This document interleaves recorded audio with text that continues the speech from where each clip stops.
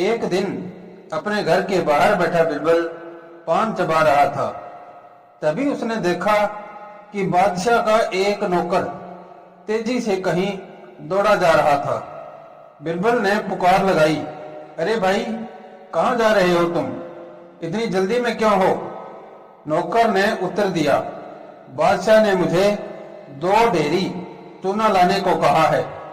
यह सुनकर बिरबल को कुछ संदेह हुआ। उसने पूछा, बादशाह सलामत उस समय क्या कर रहे थे जब उन्होंने तुमसे कहा कि चूना लेकर आओ?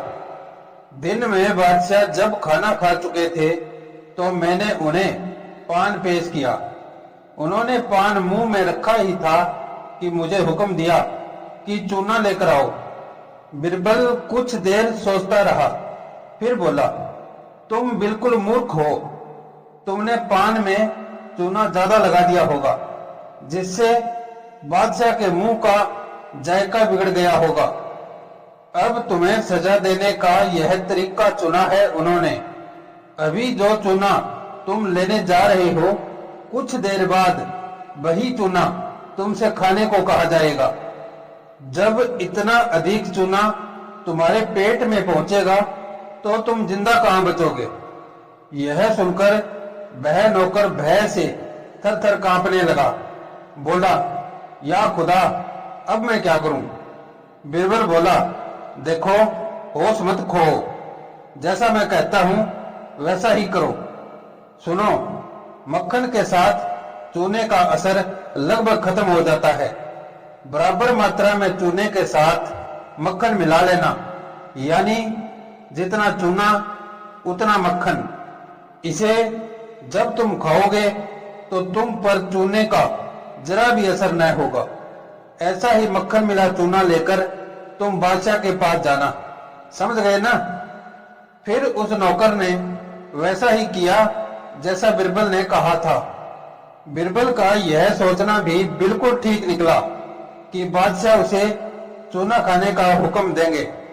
बादशाह ने उस नौकर से कहा कि यह सारा चूना उसे खाना है, और थोड़ी ही देर बाद सारा चूना उस नौकर के पेट में था। चूना खाकर वह अपने घर चला गया। अगले दिन जब वह नौकर नियत समय अपने काम पर पहुंचा तो अकबर को लगा कि दुनिया के 7 अजूबों में से एक उनके सामने खड़ा है। उस नौकर को देख वह हैरान तो थे ही, साथ ही उन्हें गुस्सा भी आ रहा था कि इतना चूना खाने के बाद भी यह जिंदा कैसे बच गया। तब पसोपेश में पड़े बादशाह ने एक चूना व्यापारी को बुलवा भेजा और उसे बोले, कल मैं एक आदमी को तुम्हारे सुपुर्द करूंगा, तुम उसे चूने की भट्टी में झोंक देना। चूना व्यापारी ने हामी भरी और वहां से चला गया। तब बादशाह उस नौकर से बोले, देखो, तुम कल इस चूना व्यापारी के पास जाना और मेरे लिए 5 ढेरी चूना लेकर आना। अगले दिन बादशाह के लिए चूना लाने व्यापारी के पास जाने से पहले वह नौकर बिरबल के पास गया और सारी घटना से उसको अवगत कराया। बिरबल ने उसकी बात ध्यान से सुनी, फिर बोला, तुम अभी चूना लेने न जाओ। दरअसल जब बादशाह व चूना व्यापारी के बीच बातचीत हो रही थी तो बिरबल भी वहां मौजूद था। वह भली भांति समझ गया था कि बादशाह की मंशा क्या है। बिरबल ने यह भी देख लिया था कि एक अन्य नौकर ने भी यह सारी बातचीत सुन ली है। वह नौकर पहले नौकर के प्रति शत्रुता का भाव रखता था। बिरबल जानता था कि यह कुटिल नौकर निश्चित समय पर सारा तमाशा देखने जरूर पहुंचेगा। यही कारण था कि बिरबल ने पहले नौकर को तुरंत वहां जाने से रोक दिया था। जैसी आशा थी वैसा ही हुआ। दूसरा कुटिल नौकर ठीक उसी समय चूना व्यापारी के पास पहुंच गया जब पहले नौकर को वहां आना था।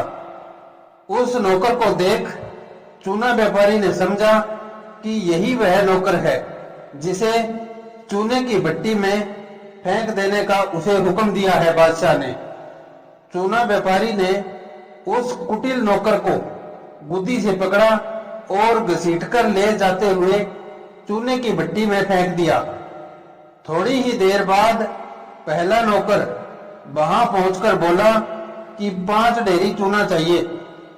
बादशाह का आदेश मान चूना व्यापारी ने उस नौकर को चूना दे दिया। चूना लेकर वह नौकर दरबार में वापिस आया। उसे सही सलामत लौटा देख बादशाह की हैरानी सभी सीमाएं तोड़ गई। वे बोले, क्या तुम रास्ते में किसी से मिले थे? नहीं हुजूर, वह नौकर बोला, लेकिन जब मैं जा रहा था तो बिरबल ने मुझे बुलाया था और मैं उसके घर गया भी था। बादशाह समझ गए कि यह माजरा क्या है। उन्होंने नौकर से चूना एक और रख देने को कहा और लगे मुस्कुराने।